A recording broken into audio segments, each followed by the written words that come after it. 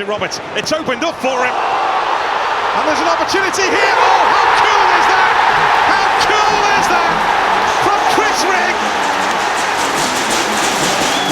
His family may be Geordies, but this teenager's heart beats for Sunderland. And in these famous stripes, he's just scored a brilliant goal against the team from the tees. Wow. That's all I can say. Wow.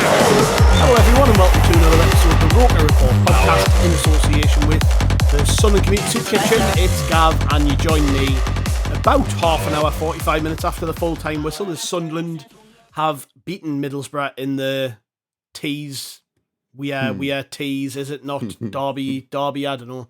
The game when we play against Middlesbrough. Anyways, we beat them, which is the main thing. 1-0, which has been an absolute delight, obviously, because generally we don't play very well in these games. But yes, Sunderland win. Chris Rigg scores an outrageous goal. Can't wait to talk about it. We didn't hold off this recording for a couple of days as we normally would. We decided to dive right into it. And joining me is Chris. Hello, mate. Hello, yes, I like the way you skirted that derby discussion straight off. Well, put it this way, I mean, look, we've just beat them, but imagine if we'd just beaten the Mags 1-0. I'm not celebrating it like I would if we'd beat the Mags, and I think that tells you something, doesn't it? Yeah, but still a nice win. Doesn't matter who it came against. I think in the ground today was brilliant. Like, yeah, it's not a derby, but there is still something a little bit more about this game than there is the usual game. As you can tell with the atmosphere in the ground. The big thing I noticed at full time was how full the ground was. I can't remember the last time that many people stayed in their seats till the very last minute of the game. Normally it's half empty by that point. So there is something a little bit different about this, but regardless, a brilliant win. One where we had to defend for large periods, and I think that suited us. We will get into this, but I think that suited us. It suited us all season. It suited us again today. A brilliant goal to win it by as well. One that's going to live long in the memory. I think it's possibly one of the best goals I've ever seen in one of these games against Middlesbrough or even Newcastle. Just an outrageous finish from Chris Rigg. And, you know, as we record this, we are top of the league. However, that's possibly going to change by the time this lands. So, you know, we'll enjoy it while we're recording. But even still, brilliant. Look, I love these types of performances. I was talking to a couple of people coming out the ground, and they were more so on that. Well, we could have been a bit more on the front foot. We could have. But I really like home games like this where we dig in. We just never really look under threat. We win the game. We get the clean sheet. They're the best wins for me because it was such a good feeling at the end of the game, and I never felt under pressure. I actually didn't. I felt really, really comfortable that the lads were going to get the job done, and a brilliant way to react to that Plymouth defeat, right? I mean, couldn't have been much better. Obviously, we would have liked to have trounced them, but I think if you're not going to trounce somebody, this is possibly the best way to do it. Yeah, well, you know what? It tells you everything how... I mean, I was looking at people like Mayenda in the last 5 minutes, and he won a throw-in, and the way he celebrated when he won a throw-in, and you saw, I'm sure there was someone else who put a block in later on, and it was kind of in the middle of the park, but we were kind of celebrating little victories on the way to getting the 3 points. Yeah. Mm-hmm. You could see how they wanted to react to getting beat at Plymouth, that they knew they wanted to put it right straight away. And like you said, I mean, it was good in a way that it was kind of a game that needed us to kind of battle and almost kind of, because, you know, at the end, it was all kind of Middlesbrough trying to get that equaliser. You know, even so, we restricted them to kind of long range shots and things like that, other than kind of that chance early on, which we'll come on to. But yeah, it was that one where we had to dig in, we had to fight for it, and we had to earn it. And the lads did, and you could see how much they wanted it, and that's everything really. Because when you can see how much they want it, like let's say even if Middlesbrough had kind of scored, you would have known how it would have affected the players, and it means a lot. That's the case, that the players are in it, and the kind of the fighting for every ball, and the fighting for every point, and the fighting for every kick. And it was just one of them where, you know, we got a goal and 1-0. I mean, I was kind of saying to myself during the game that while it was 1-0, even though we kind of had them at arm's length for a long periods, you just thought one ball into the box, one bounce, one dodgy tackle, one referee's decision, and the game turns. And you just, you know, it was always that way when it's 1-0. But, you know, we kind of dug in and we got the 3 points. And But like you said, if those 1-0s mean as much sometimes as drubbing someone 5-0. They do. And it was lovely to see the way that the players got together at the very end of the game and celebrated the victory, because like it was those little victories all over the pitch that won us the game ultimately. Like Boro looked pretty decent actually, but you look at the stats, they had 63% of the ball, which is unusual for an away team. 11 shots, but only 1 on target. Yeah. I mean, that, to me, tells the whole story. We were brilliant defensively as a unit. That's back to front. Like, all the way at the top of the pitch. Elijah Mienda never had a single chance really on goal. But it came from him all the way back, pressing the hell out of people. Like you say, winning headers, winning those little second balls where you've got to back into defenders and try and buy us a couple of seconds of time to get forward. And like, it all started there, and then it filtered back. You know, Rigg, Job, Neil even, although I don't think he had his best game again. All the way back to the defence, every single player looked assured, everyone looked confident. And it goes back to what I said on the preview when I spoke to Martin. Look, we had to react to that Plymouth game. And I keep saying this, but we've got to get into this mentality collectively, because I think, look, we're right up there. We are more than capable of getting promoted if we carry this form on throughout the season. And it's very early days. But teams who get promoted, when they lose, that is how they respond. Because it would have been very easy to go the other way. It would have been very easy to have let the occasion get the better of us. That you know, whenever Boro had a spell of pressure for it to eat into us and kind of get sucked into their way of playing, and we didn't. The response was perfect. It was like, all right, we lost last time out, we're over it. Let's get on. Today is a totally different job. We've got to play against a totally different team who are going to approach the game in a totally different way. This is how we've got to play to win this game. And that's what we did. The game plan was quite clearly that we knew they were going to have a lot of the ball. Yeah. So we had to be very, very organised out of possession, and our shape had to be good. And it's credit to everybody involved that we managed to get the 3 points, because it came from that ultimately. I think we were always going to get a chance. We were always going to score a goal at some point. But when we didn't have the ball, and for that massive period of the game where we were, yes, in the lead, but defending for our lives at times, we had to be organised. And that goes all the way back. All that preparation this week going up to the game, that was what the payoff was. It was that. It was the defending. It was the performance. It was everything. It was the result in the end. Yeah, you're right in terms of being a completely different game, and it was. And what we're doing at the minute, and bizarrely, you're not getting kind of top of the league, but we're not blowing everybody away. We're doing every week. We're doing enough to win the game. And I think this team's got at least another couple of gears to go up into, and you can hear the manager talking after every game. He says, "Well, yeah, we won, but we've got this, and this to work on." I've said it a few times this season that after a victory, you can hear him, you can almost see him thinking, like saying, "Yeah, brilliant, we've won, but I saw this and this that we've got to improve on," and we're just doing enough. And what we're doing is we seem to know how to just win games. And you can see the work they're doing on the training ground, because every time, you're right, but Middlesbrough had a lot of the ball.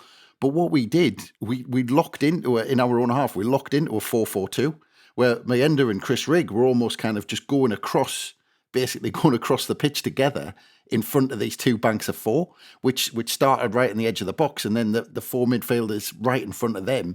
And what we do is win that 4-4-2.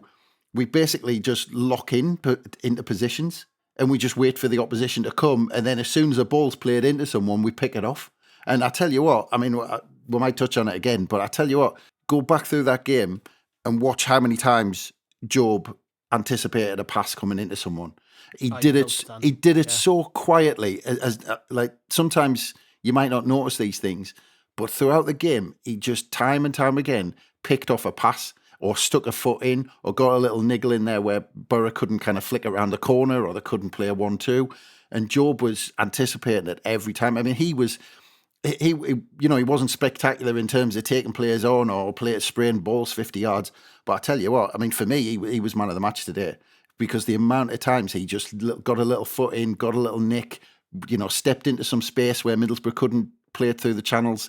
I thought he was absolutely brilliant. And that's what it was all about. We just condensed the space, and Middlesbrough just had the ball, and quite often they didn't know where to go. There was a couple of occasions, and again, I think the manager kind of touched on it afterwards, but there's a couple of occasions where our press seemed a bit passive, where a couple of times we just watched them and we thought by being in the position we were going to be able to defend it, and they managed to pass through us, and that's what happened on that chance after 5 minutes. Which was a huge chance for Boro. That could have completely changed the game. But for 99% of the game, we just locked into those positions and Boro just couldn't get through us. Yeah, that was the early chance, wasn't it? And that gave us a bit of a scare. But, we recovered fairly well after that. It came and I'm looking at it and I'm thinking, bloody hell, what? This is a sign of things to come. We're going to be under pressure. But actually, it wasn't the case. I don't think they did a lot more after that. I think that was the biggest chance they had, wasn't it? Yeah, I think they might have had one later on, but even then I'm kind of clutching at straws. But that it was a bit frantic early on, to be fair. I mean, the first 10 minutes we kind of, like I said, I think we weren't quick enough in the press. I mean, we got into positions well, we got into defensive positions well, but we let them have too much. And in the that one after 5 minutes, they got through us far too easy. I mean, we sat in and they still got through us. It was to be fair, it was one of the only times in the game where they did, but they got in behind us and there was kind of no real press and we were kind of slow to close on that occasion. But then, like I said, it was after 10 minutes as well where Hume went into that tackle. And I tell you what, so you've got the first 10 minutes because we've got 3 points and it was fantastic and we had to dig in. But actually there was nothing between the two teams really. And it was based on moments. And there was 2 in that first 10 minutes. The Boro chance, he really should have scored. I mean, that was 6 yards out. If he puts it a yard either side of the keeper, that's it. The Boro winning with 5 minutes into the game. It's a completely different game after that. And then 10 minutes in, I mean, Hume, 9 times out of 10, Hume's got to be sent off. It was a ridiculous tackle in a ridiculous position of the pitch. He didn't need to do it. And again, it's a moment that when the teams are so closely pitched and it's going to be based on moments, it was a daft one that he got away with. And like I said, after that first 10 minutes, then we kind of got going after that. But like I said, it could have all changed based on that first 10 minutes. Yeah, I wonder with that Hume one where he got booked, whether it was just typically in these games, I don't want to call it a derby, but in these kind of games, there is a big tackle early doors usually to try and set the tone, and maybe the referee's known that and just thought, it's a yellow. I don't actually think the referee knew quite how bad it was, because I think he just thought like he crunched against the ball, and he mustn't have, because if he'd seen that Hume had gone over the top, I mean, it's a no-brainer. If he'd seen the view you're able to see with the cameras, I mean, I just think, it's a red card all day. So I think the referee think he'd gone in hard, but he'd gone in quite low and he pushed the ball against the Boro player. But yeah, luckily for us, he missed one. But to be fair, look, last year we had the Dan Neil kind of mess when he got sent off and shouldn't have been sent off for asking the ref the time or whatever he said to the ref. And he got sent off last season and we shouldn't have. So look, sometimes you get them and sometimes you don't. Yeah, swings and roundabouts. But as the game went on from that point, I thought we did well when we had the ball. But I've started viewing Sunderland through a different kind of lens ultimately, because you've got to look at the 5 games we've won or whatever. Is this 5 or 6? I can't even remember now. 5 games we've won, and you've got to kind of look at the fact that we haven't had a lot of the ball in those games. I don't think we've dominated the ball really in any of those games. There might have been a few where it was close, but. Well, there was a stat brought up today that the only game we've had more of the possession than the opposition was against Plymouth when we lost. Well, there you go. So you I was sat next to my brother-in-law and he's saying we need to get on the ball more, we need to push at them, and I'm thinking, I don't know. I think this is just the way we play now. You've got to kind of accept it. I think it's not like in the past where when Sunderland haven't got the ball, particularly in home games, you're sitting there going, "Oh, man, lads, what are you doing? Get out!" And the crowd would be like really getting more and more anxious and angry as the game went on. And so after 20-25 minutes, getting on the case of the players because they're maybe not pressing as quick as they want them to or whatever. I think now there's an acceptance that this is just how we play, which is it's amazing, really. Like, we're 6 games into the league season, and this team and this manager have already educated us to the point where we understand, this is how we play now. We don't want to dominate the ball. We're quite happy for Boro to have it, because when we when we get the ball, and this is where the goal came from, right? It came from their corner. We are lethal on the break. Absolutely lethal. When you look at the pace we've got, it's like, why would you want to play any other way? You've got to try and harness the fact we've got such skill and pace, and why, like, you know, Mayenda, yes, he's technically a centre forward, but in this system, he's a lot more than just a striker, isn't he? Well, his pace, his ability to break makes a massive difference to the way we play. Likewise, Romaine Mundle. And, you know, I think I've said this a couple of times now recently, but I just look at him and think, I think we've actually upgraded in that position. Ridiculous as that sounds, and it might be very, very early to say that, but I look at him and I think, it's like Jack Clarke, but he's quicker. Yeah. Close control's even better. How have we managed that? But, I mean, time will tell whether he proves to be a better player or not. But in those moments where we are trying to break really quickly, and you've got players like that, it doesn't matter who you're playing, they're going to struggle against that kind of pace. So, you know, whilst, yeah, we didn't dominate the ball, it made sense to play the way we did. That's what served us well so far. It's just interesting, you know, teams are playing against us, and other than Plymouth, nobody's found a way around that. Like, Sunderland want us to have the ball, all right. Because quite a lot of teams now, they set up, whether they're good or not, you go all the way down to the National League and even further down. But South Shields playing in the National League North, and teams like that, you know, they all want to build from the back. They all want to keep the ball. They all want to make as much of it as they can when they have the ball in possession. And our mantra has become very much, all right, well, virtually everybody thinks they can play out from the back now, so we're going to set up to counter that. We're going to set up in a way where if you want to have the ball, we've got the players to hurt you. And that's the big difference between this team now and the team we had last season.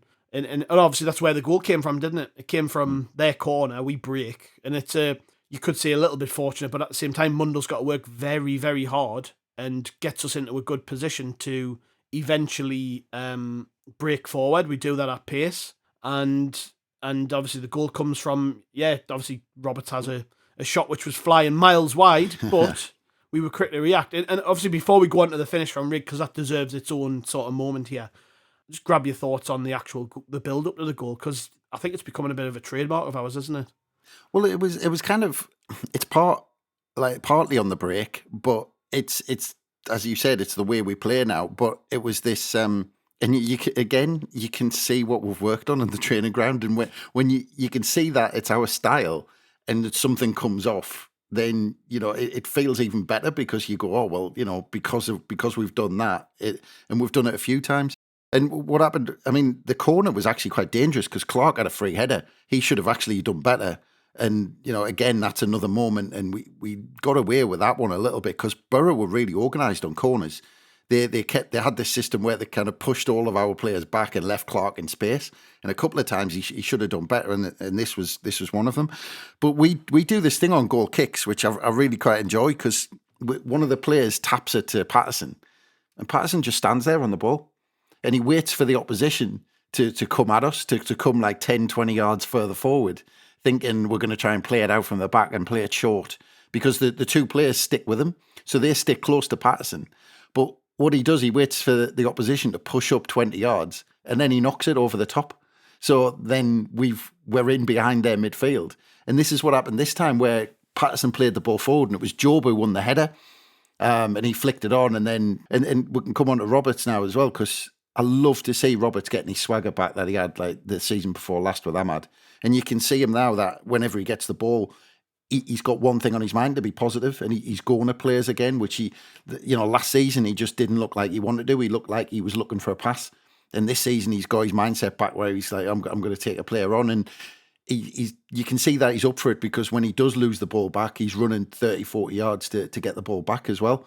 But yeah, and he did his thing. But again, you know, you've got about 5 minutes before this, Roberts had that run into the box that he almost got all the way in. Yeah. And then 5 minutes later, he's doing it again. And this time he got a shot off. And, you know, you get a shot off like that and then to the far post, and anything can happen. And yeah, I mean, what Rigg did was ridiculous, because I think the majority of players would have actually, ridiculously, the majority of players would have concentrated on stop it from going out for a goal kick. Yeah. Whereas he actually backheeled the ball into the net. Well, I said this to the people I was with at the game. I was like, put yourself into that situation, right? You're a 17-year-old kid. You're playing for Sunderland against Middlesbrough. The ball is probably on a 10-degree angle from the goal line. What's your first thought in that situation? It's not a back heel it. It's like, that's when we keep talking about how Chris Rigg is just different. This is probably the best example I can think so far in his short career. Like, every other player I can think of would turn, touch the ball, try and knock it back across goal or whatever. Yeah. He back heels it. And it's like, part of his things are, well, I think my ender was standing there and maybe he was trying to back heel into his path, but like, no, I think he meant that. He meant to score. Oh, yeah, of course he did. And of course he did. Like, even the most confident footballer in the world, I don't know if they'd try that. Like, it's just ridiculous. I generally can't get my head around it. And do you want to know the worst part? I was in the toilet when it happened. I missed it never. live. Never. Gutted. Absolutely gutted. I went to my mate before I went down. I says, I need the bog, so here's where we score. Like, kind of half joking. Went down to the toilets where the southwest corner were. Queue was out the door. Thought, bollocks, I have to walk along to the west stand. Walk along to the west stand. Pull up to my cubicle. Way! I'm thinking, for fuck's sake, man, I've missed another goal. But yeah, I mean, obviously I'm over the moon, but I'm gutted I missed it live. Gutted. But I mean, what a finish. Like, this kid's ridiculous. We can't even hide how good he is, can we? Like, as much as we'd be like, we need to stop talking about how good he is because someone's going to sign him eventually. I think it's just unavoidable at this point. What do you say about that? It's just ridiculous. I can't get my head around how he even come to the mind that he was going to backheel it. Like, ridiculous. Well, I'm still getting my head around you and your weak bladder knocking you. 3 bottles of double Maxim in the Victory Club, man. And I didn't break the seal, so it's my own fault. Well, the other thing, if you watch this back again, and the other thing that most other players would have done as well, because you're right in front of goal, you've got this golden opportunity if you can just get yourself on the ball to score a goal. And just before he gets on the ball, but it's kind of bobbling about, and what happens is it hits off his shin. And then it starts rolling really fast away from him. And like, because of that, because it hits off his shin, if that had happened to most of the players where they were in this fantastic opportunity, this position, 3 yards out or something, most players would just completely fall to bits and panic because it's hit off their shin, they've screwed it up. But he had that split second. And I tell you what, again, if you watch it in real time, there's no time to think. And the ball's actually rolling pretty quick after it comes off his shin. And he just has this kind of, quickness of thought just to be able to get his body straight into position because he hasn't got time to do it before it's rolling out for a goal kick. And, absolutely ridiculous. I mean, yeah, and that stuck another 20 million quid on his head as well, which can't be a bad thing. No. I mean, he's going to get plenty of praise for that. He won the Man the Match award on Sky, didn't he? And we did a poll on Twitter and he won it there. Just ahead of Chris Mepham, who... I think we probably need to talk about Chris Mepham. His debut, brilliant. Absolutely outstanding. He comes in for Dan Ballard at the back. Hasn't played, I don't know if he's even played any league football this season. I don't know if he got any at Bournemouth. No, he had a few minutes, didn't he, for Wales and stuff. So, he's coming in cold, really, and he comes in and plays as well. Is that just so easy? It looked so effortless for him. He didn't make anything look too drastic. It was just simple. Pass it and head it. Defend. Like a proper old school centre half. Yeah, outstanding, wasn't he? Well, yeah, and I put in the preview as well about the big call that the manager had about Ballard. I mean, what was he going to do? And obviously, we don't quite know the extent of the injury, but it suggests that if he was on the bench and he came on, and to be fair, Ballard made a block kind of late on, but if he was on the bench, it suggests that it was an injury that put him on the bench. And I said in the preview what a big call it would be to basically say, right, well, after last week, you made the mistake, you're coming straight out and you're hooked, and Mepham's going straight in. And yeah, I mean, he just completely slotted in. And I said this a few weeks back about the kind of the contrast between 09 and Ballard on the ball, where quite often it ends up at 09 to bring the ball out and get us going and whip the ball into someone's feet into midfield. And you see Ballard on the ball, and Ballard usually gives it quickly to 09 so he can do it. It seemed to be a bit more balanced when we were coming out with the ball at the back in terms of coming out with the ball. So it looks like he gives us that on first impressions. But yeah, I mean, on the defensive side, I mean, a clean sheet, and you've got a side who have pinned you in for long periods of the game, and they didn't get a chance. And when you've got that, and you've got defenders who don't let the opposition even allow the goalkeeper to make a save. I mean, Patterson, to be fair, I mean, they had that kind of the chance early on, but other than that, nothing really got through to Patterson to make a save. He hardly seen him touch the ball, other than goal kicks. And when you've got a defensive performance like that, I mean, again, that the position's his really now. It's his to kind of lose, because you can't change it after a defensive performance like that. No. And that's why he was brought here. I keep saying this, he was brought to Sunderland because he's a Premier League defender. He went for 8 figures, 4 or 5 years ago, to a Premier League club. So as good as Dan Ballard is, and as much as we love him, Chris Mepham hasn't come to Sunderland to sit on the bench and be understudy to him. Yeah. He's come to play games. So, and that's what you want. If you can be a really successful team who are near the top of the table and winning games and all that, in every position you want competition, because as was demonstrated last week, Ballard has a stinker. I think the fact he's probably not trained all week has made the decision very easy for the manager. But at the same time, you can bring in a player of that quality. I said this the other week when we played Pompey away. Dan Neil was suspended. Adji Elise was injured. We bring in Ballard and we bring in Alan Brown. How many teams in the league can do that? I think obviously your strength and depth is relative to the league you're playing.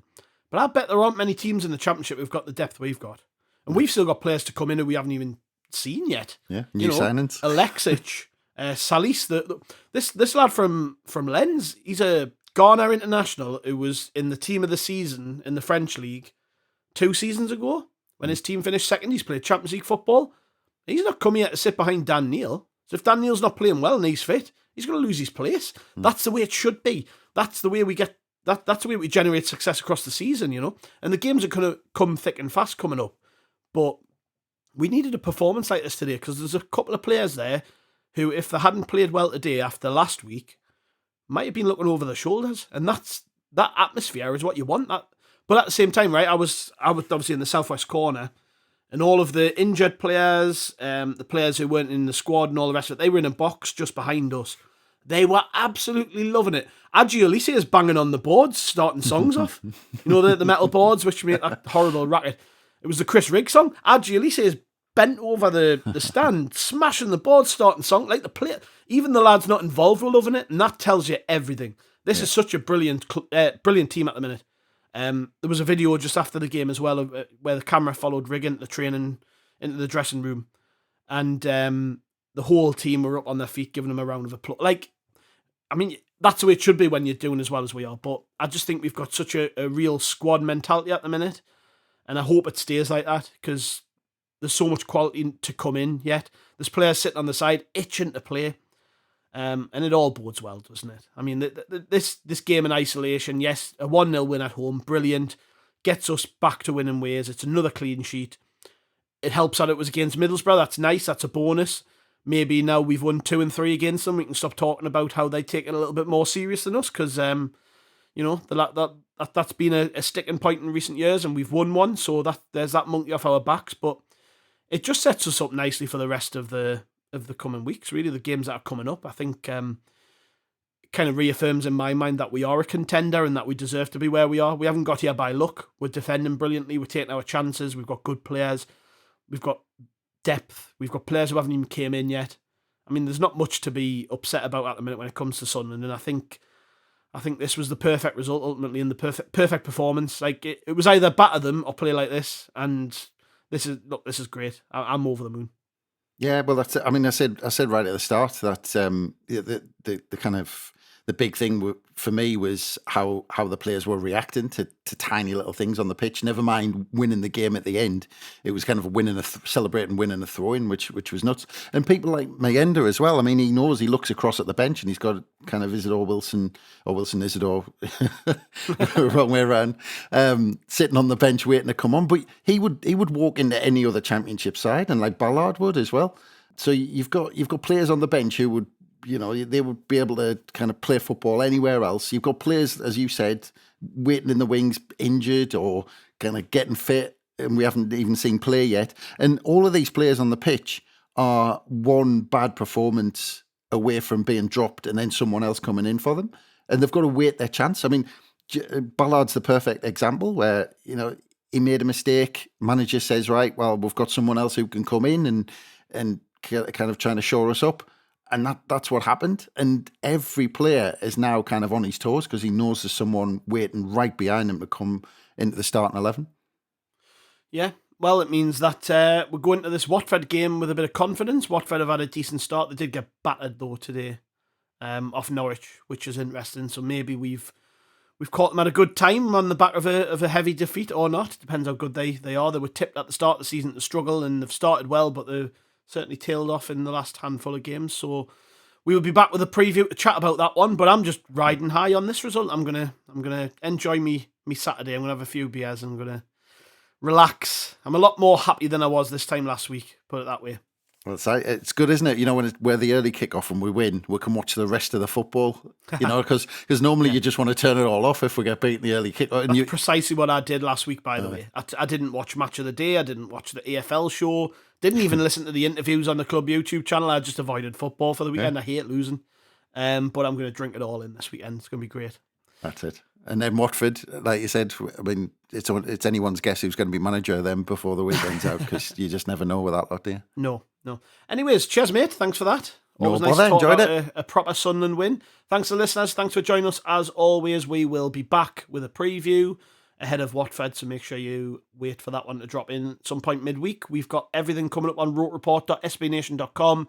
Articles every single day, reacting to just how brilliant Sunderland are at the minute. That should be nice. If you like me and you don't get bored of hearing it, then make sure you check in with us. Make sure you follow us on Facebook, Twitter, Instagram, all those good places. We will be active, particularly after a nice win. We'll catch you for the preview. See you later.